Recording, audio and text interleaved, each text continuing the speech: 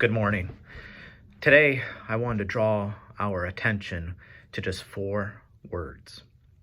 I was thinking back to about January. I think it was towards the end of January. Here at our church, we had a 6-week men's Bible study, and we took our time through 1 Timothy, Paul's letter to Timothy.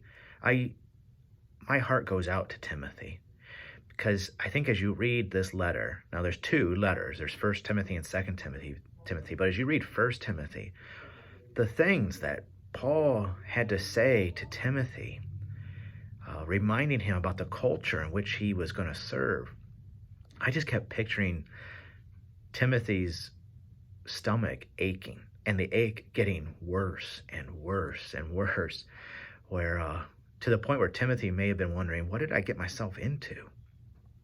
Now, something really important about 1 Timothy is right at the beginning, you find out that Paul has sent him to serve in a really specific location. Timothy's going to serve as pastor. He's going to be pastoring a particular local church. And I think what's really important to remember is that this local church is in Ephesus. This is the Ephesian church. And as you go throughout the New Testament, there's Acts 19 and 20, where Paul spent a lot of time with this Ephesian local church, the church in Ephesus.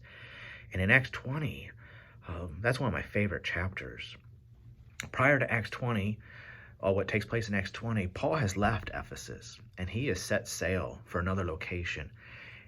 Something causes him to tell the captain of the ship, turn around, I need to go back to Ephesus. And he goes back to Ephesus, and he calls the elders from the church in Ephesus to gather. And here's these men, these group of pastors who are solely to care for this local church, are there to meet with Paul one more time. And really his main concern is to tell these elders, you need to watch out. Watch out for yourself and watch out for this precious local church.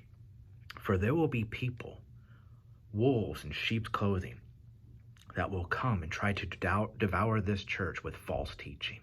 And it's such a moving time, because at the end, Paul and the elders, they're all weeping together, hugging and kissing each other, weeping. And then Paul leaves. So you have that moment. And of course, one of the most beloved letters is the letter to the Ephesians. Paul wrote an entire letter to this local church, 6 chapters.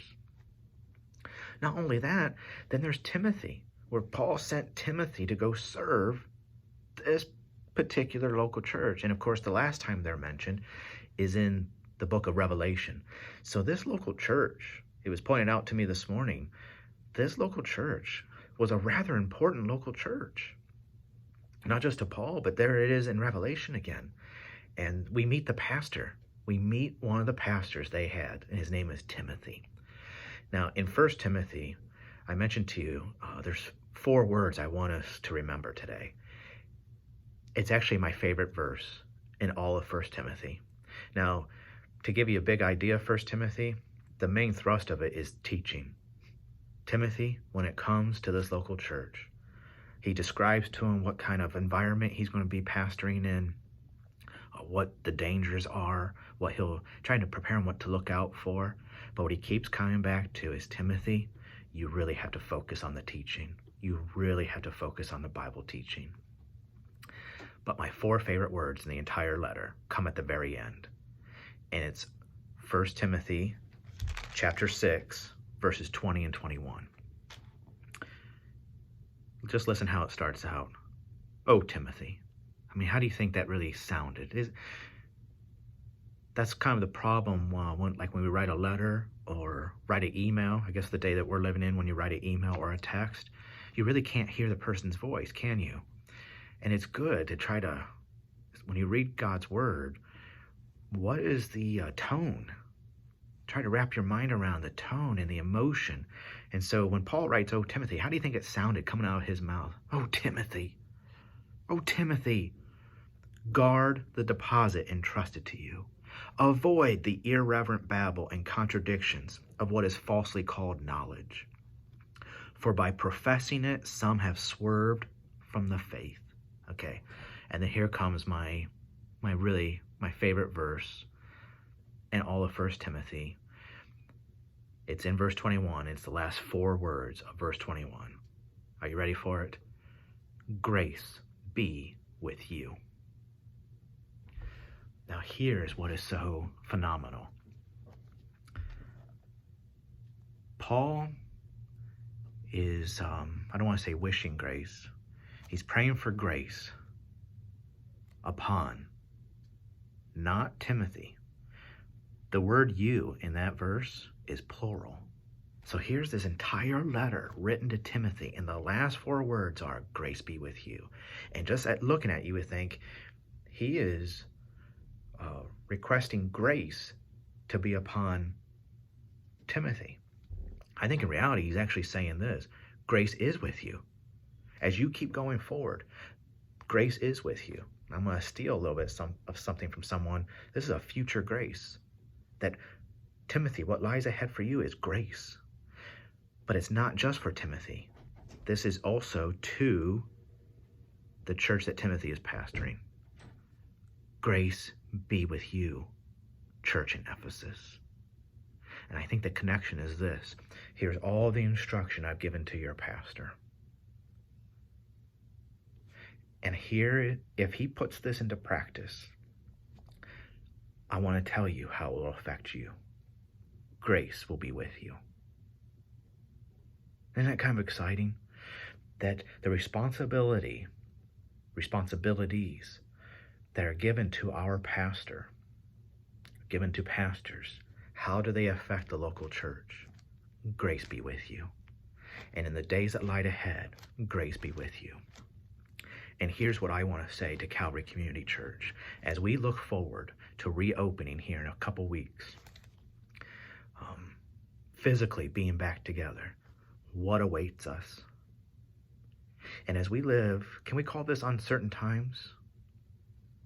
Let's go ahead and call it uncertain times of what lies ahead.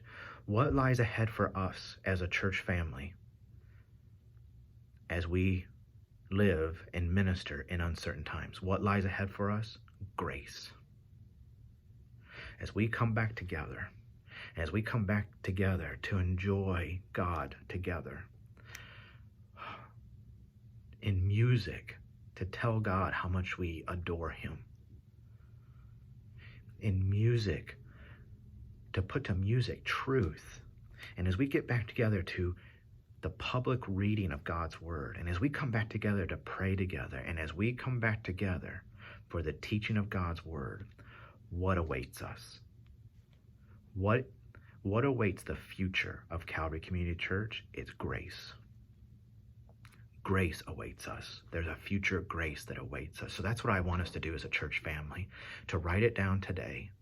And I hope it excites us. I hope it encourages us that when it comes to Calvary Community Church, what awaits us in the days ahead? It's grace. Grace be with you. That word you is plural. Isn't it exciting? It's not just for Timothy. It's for this church he pastors. So here's what I would like for us to do today. Just an application of thinking about what awaits us, Calvary Community Church. What awaits us? Grace. And it's something that came to my attention yesterday. In our church blog, which I hope you check out the church blog every day. Every day, there's our Bible reading for the day, which is a portion of the Old Testament and a portion of the New. But also in our blog is a way to pray for today. It's a prayer guide. It's usually one sentence of how we might be praying for today. And so what I'm about ready to share with you was on our blog yesterday. And after I read it, I thought, I'd like to extend that to today too, in addition to how else we're going to pray today on our blog. So I would like for us, as we know that grace awaits us, grace lies ahead for us, there's a future grace. As we look forward to reopening, what awaits us? Grace. And what awaits us in the days ahead in these uncertain times? Grace. I would like for us to continue to pray the way we were led to pray yesterday. And here it is. Pray for our church family when we gather again, that God would use our ministries to reach people our time of worship, and our other various ministries to reach people and that everyone would feel welcome. We have an exciting task ahead of us in uncertain times. Something we started to pray in January, and actually all the way back to last year, was that we would dream and pray and plan in love all kinds of ways to reach all kinds of people. Please, Calvary, hold on to this. The days ahead are exciting. And what makes those so exciting, that when it comes to us as a church family, grace will be with us. Grace awaits us in these things that we do.